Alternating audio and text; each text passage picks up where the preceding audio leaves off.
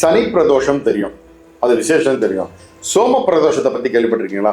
சோம பிரதோஷத்துடைய விசேஷம் என்ன தெரியுமா? பல அதிசயங்கள் உங்கள் வாழ்க்கையில் தரக்கூடிய தினம் இந்த சோம பிரதோஷம். அதுவும் இந்த மாதம் வர 23ஆம் தேதி திங்கட்கிழமை அன்னைக்கு வருது. இந்த தயவு செஞ்சு மிஸ் பண்ணிடாதீங்க. ஏன்னா இதோடைய கதையே மிக சிறப்பான விஷயம். சந்திரன் இருக்கார் இல்லையா, அந்த சந்திரனுக்கு 27 ஒய்ஃப், 27 பெண்களை கல்யாணம் பண்ணிட்டார்.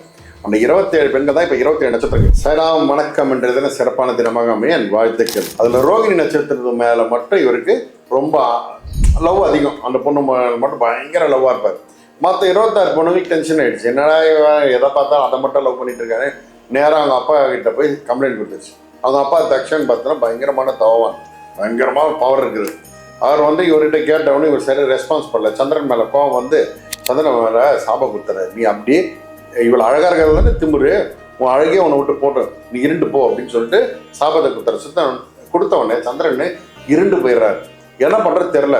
உடனே சிவனை நினச்சி தவம் இருக்கார். எப்பா எப்படியாவது என்னை காப்பாற்றுப்பா அப்படின்னு தவம் இருக்கும்போது பிரதோஷ வேலையில் மெயினாக ஒரு விரதம் இருந்தார். அந்த பிரதோஷ வேலையிலேயே திங்கட்கிழமை அன்னைக்கு அந்த சந்திரனுக்கு காட்சி கொடுத்து சந்திரனுக்கு எப்பா தக்ஷன் மிகப்பெரிய தவம் பண்ணுவேன், அவருடைய சாபத்தை என்னால் நீக்க முடியாது, ஆனால் நீ இழந்த அந்த பொலிவை நீ மீண்டும் பெறுவாய் அப்படின்னு சொல்லிட்டு அவனுக்கு பிளஸ் பண்ணுறாரு.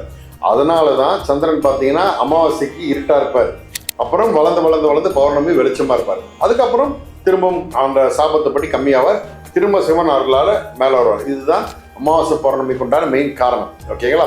அப்போது அந்த நாள், அதாவது சந்திரனுக்கு அனுகிரகம் பண்ண நாள் பார்த்தீங்கன்னா இந்த சோமவாரம், அதாவது திங்கட்கிழமை வரக்கூடிய பிரதோஷம். ஏன்னா சிவனுக்கு திங்கட்கிழமை விசேஷமான நாள், அது முக்கியமான விஷயம் இல்லையா?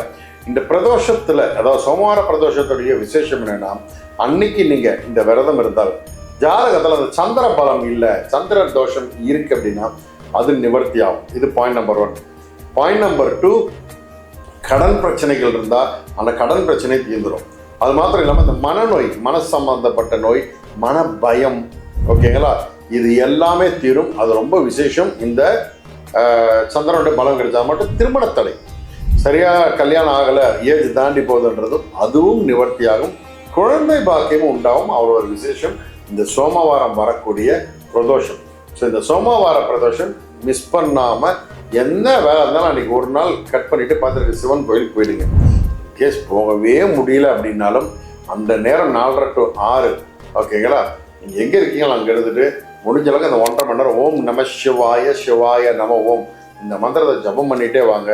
ஈஸ்வரா அனுகிரகம் பண்ணு, சந்திரதேவா அனுகிரகம் பண்ணு, பிரார்த்தனை பண்ணுங்க. நந்தி பகவானுடைய அனுகிரகம், நந்தி தான் முதல் குரு.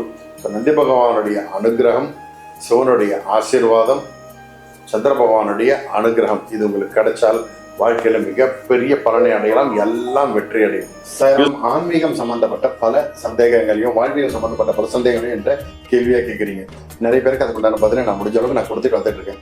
மேலே உங்களுக்கு இருக்கக்கூடிய இந்த சந்தேகங்கள் என்ன இருந்தாலும் சரி, அதை நீங்கள் கமெண்ட்ஸில் கொடுங்க. நீங்கள் கேட்குற மேக்ஸிமம் கேள்விகளுக்கு நான் பதிலை கொடுத்துறேன். ஓகேங்களா? முடிஞ்ச அளவுக்கு வீடியோவாக நான் கொடுக்கறதுக்கு முயற்சி பண்ணுறேன். ஏன்னா அது பலருக்கு உண்டான சந்தேகம் பலருக்கு போய் சேரணும். சார் நல்லது நல்லது.